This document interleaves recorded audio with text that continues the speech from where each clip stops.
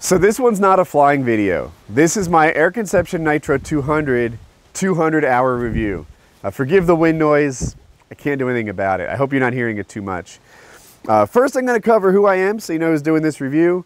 Then I'm going to talk about, I brought notes, reviews, the weight, the E-start, the weight shift, vibration, reliability, and service. Let's start with who I am. I'm a 230-hour pilot. That's a real 230 hours. I feel like a lot of people inflate their numbers, but this is log, track, tachometer, etc. I'm a 230-hour pilot. I fly a lot, but I haven't been flying that long. I started in 2016, so that's where I am. I do a little bit of free flight, but mostly motor. Typical flight for me. So the most common flight is I just launch from my front yard and hold a lot of throttle, and I do wingovers, asymmetric spirals, loops, barrel rolls, and a sat. I'll talk about the sat more in a minute when I get to E-start. Another kind of flying I do is cross country. A typical flight for me is pretty long, like an hour or two, and sometimes people call that cross country. But when I say cross country, I mean multiple fuel stops, overnight, stuff like that. I've flown from Raleigh to Virginia and back, and we've flown to the beach hundreds of miles in a day. So that's another kind of flying that I like to do. So I'm coming at this from kind of both angles. Regardless of what you like to do, I probably do that too. Reviews. So when I did a 50-hour review, I remember one of the things that was particularly important to me was the way the harness hugged me. Hopefully this is on camera. But when you pull this up, it kind of builds a seat, and you sit here, and the sides keep you in tight. It was nice. It meant a lot to like the 50-hour pilot version of me, but not anymore. I only mentioned it because I think it's neat to have a sequence of these reviews at 50 hours, 100 hours, 200 hours, and the things that are important to like each version of me have shifted a little bit. The first motor I flew, it was a Fresh Breeze with the SportX harness, and it didn't hug my sides. Instead, it was sort of out wide, like the old school lawn chairs, you know, that you've probably seen from the 70s with the lacing plastic that you sit on. They're big, they're wide, and they're flat.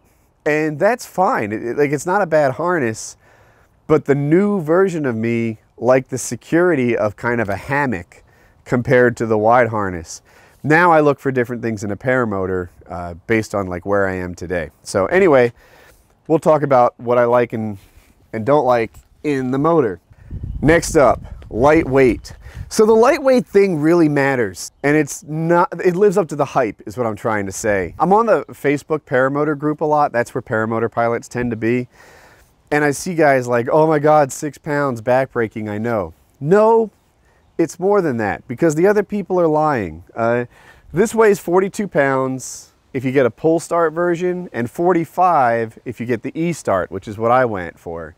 Other people will be like, oh, ours is 51, right? 6 pounds difference. But that doesn't include like the fuel tank or a harness sometimes, or they'll take the prop off, or they'll just do like BS shenanigans to lie about their weight.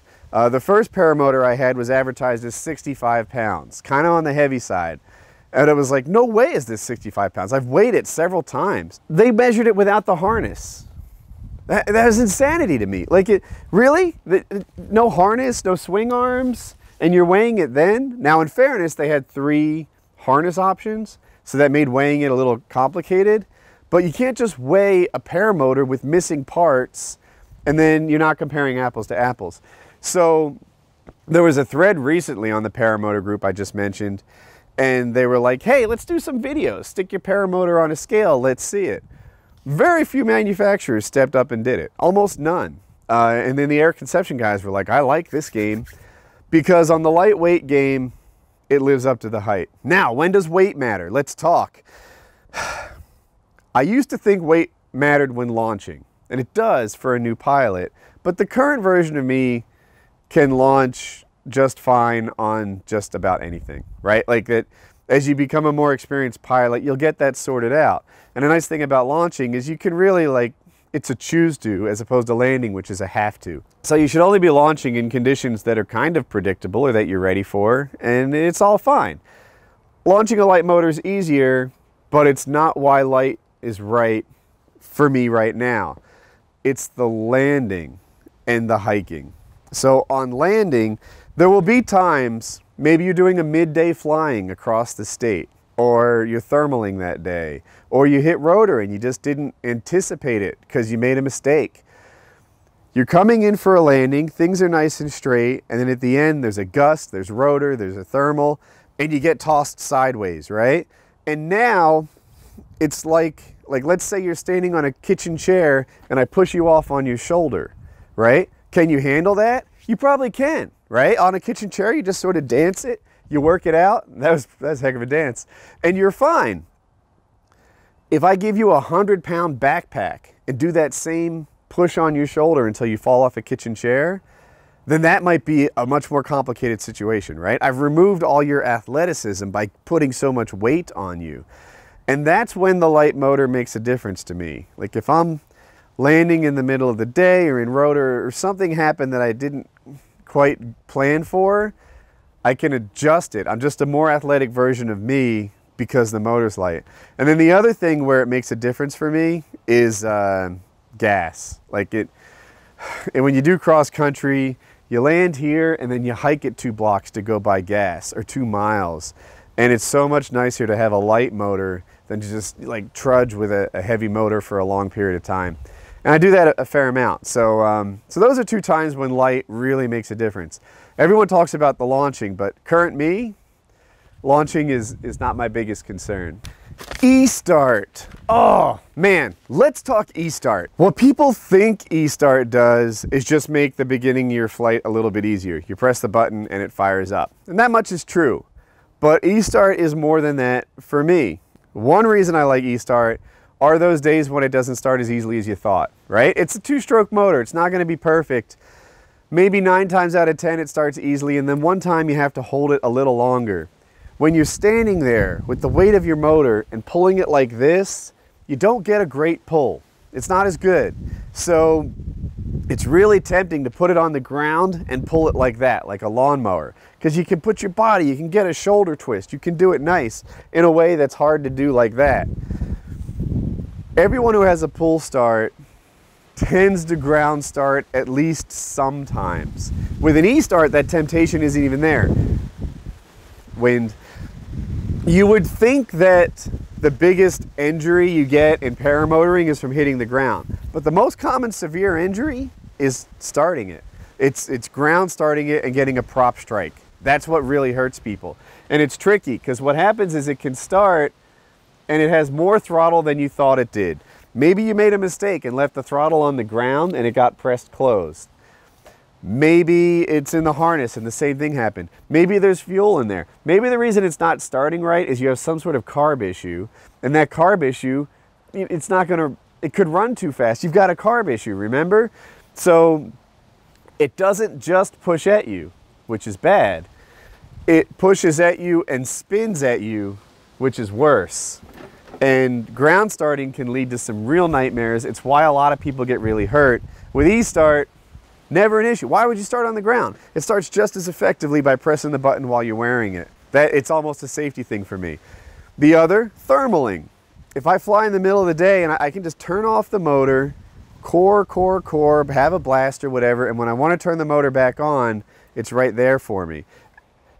It's easy to pull start on the ground. It's a little harder to do it on your back. It's harder still to do it on your back while sitting in mid-flight, right?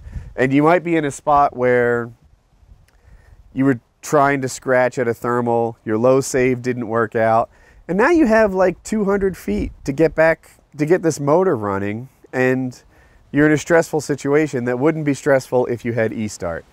So that's another thing. And the last is a sat. Breaking the wing out here. First time you've seen this. A sat is a move where the wing goes forward and the pilot actually goes backwards, kind of like this, right? It's fun. I have a blast. The challenge is you got to turn the motor off to do this. If the wing is going forwards and the pilot is going backwards and suddenly I hit the throttle, what happens? I don't even know for sure. Do I come forward and hit the wing? Like, what kind of craziness happens if if I gas up while I'm supposed to be going backwards and I come forwards and the wing comes forward, it's trouble. Trouble is what happens. You have to turn your motor off to do a sat, and it's really nice to have E-start if you're going to turn your motor off every flight like I do. So that's the thing. Also, I turn it off to talk to you guys on camera if I hadn't said that. Weight shift. There's a couple ways to handle weight shift. If you look at these arms, try and point it right at you, you can see they're kind of tilted, right? They're not straight up, they're like that. What that does is it makes my cage kind of always steer to the left. And then the prop, when it's running, kind of always twists you to the right. And those two things offset and you find an equilibrium.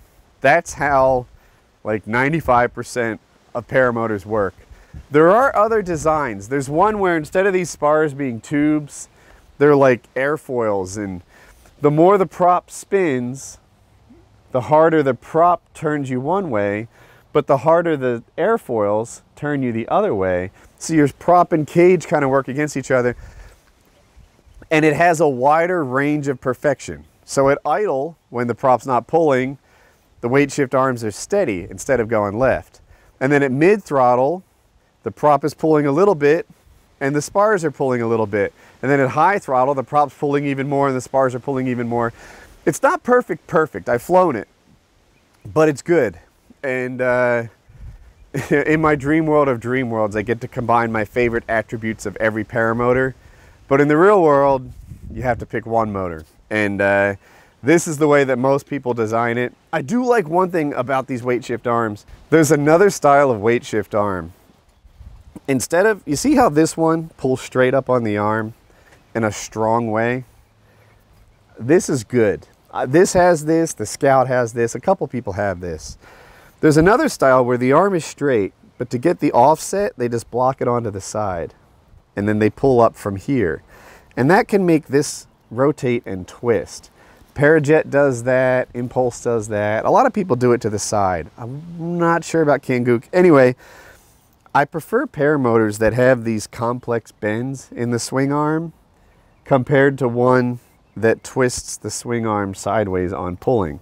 Because like I said, every flight I'm doing sats and wing overs and asymmetric spirals, and I'm working towards the stally stuff, which has these shock loads. And I prefer to pull right up on the arm in a strong direction than to be twisting at it. So yeah, I suspect, like a Parajet, for example, I don't know why they're picking on them. They're an amazing motor.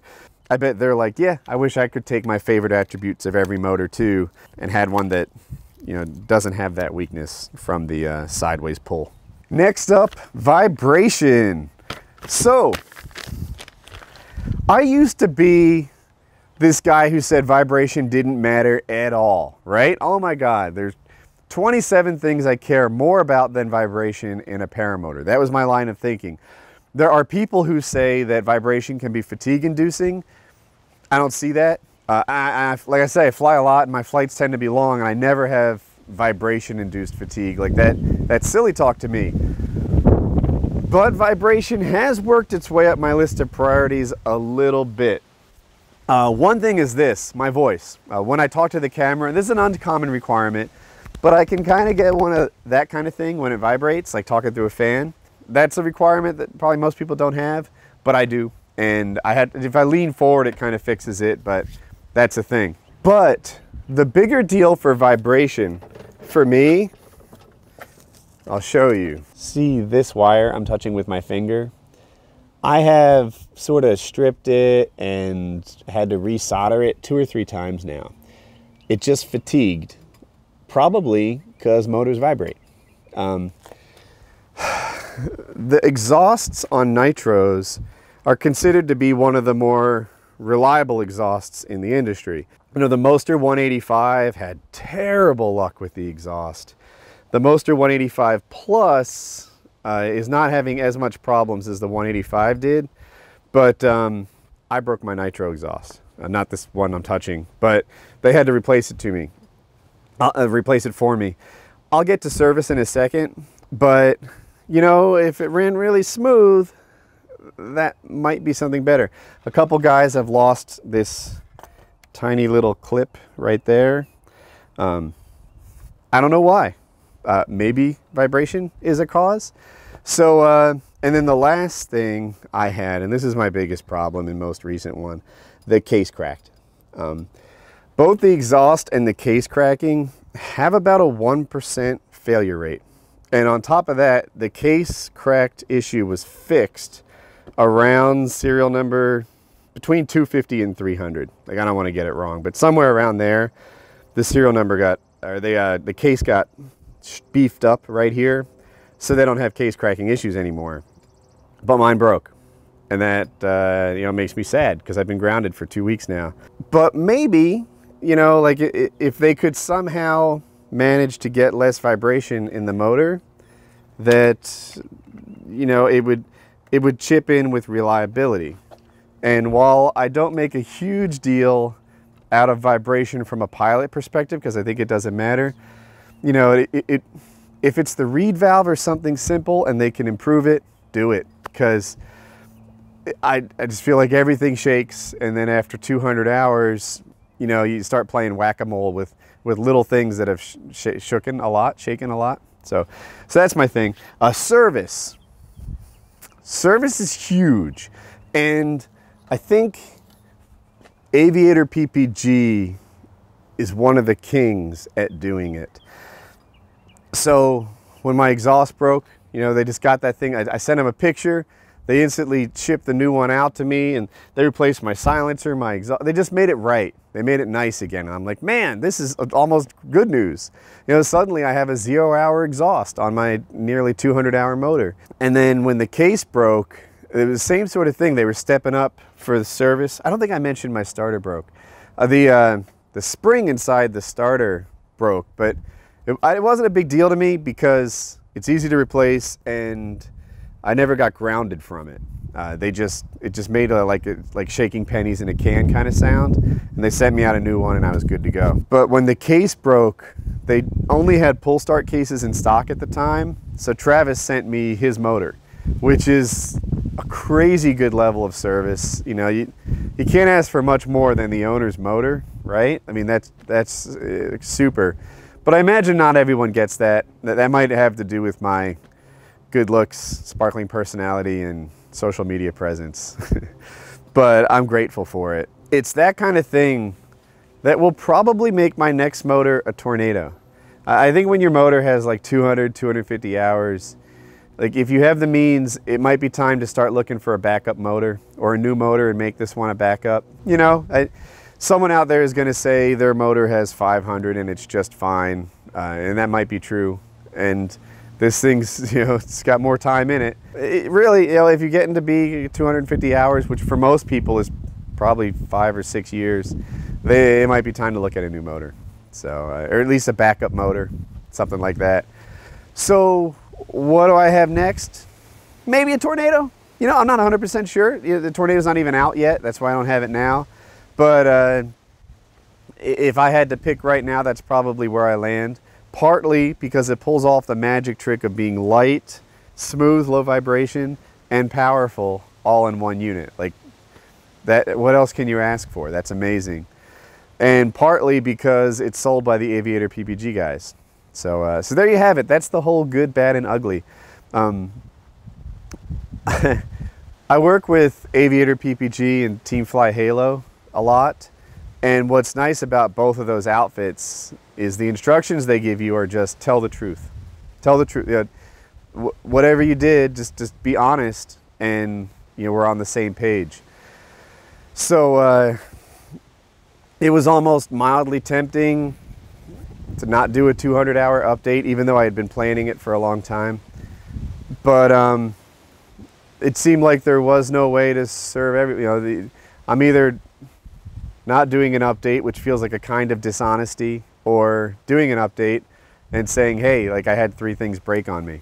So, so there it is. I have had some other things go, but they're all wear parts. Like an exhaust mount wore out once, and I think I was 3 or 4 belts in. Belts last about 50 hours, roughly. So, but yeah, the bigger breaks, I've had 3, and the service has been out of this world, and that's one of the leading things that makes me want to stick with them. So there's my Nitro 200 hour review. I hope you guys like it. If you have any questions, drop a comment and I'll try to answer as best I can.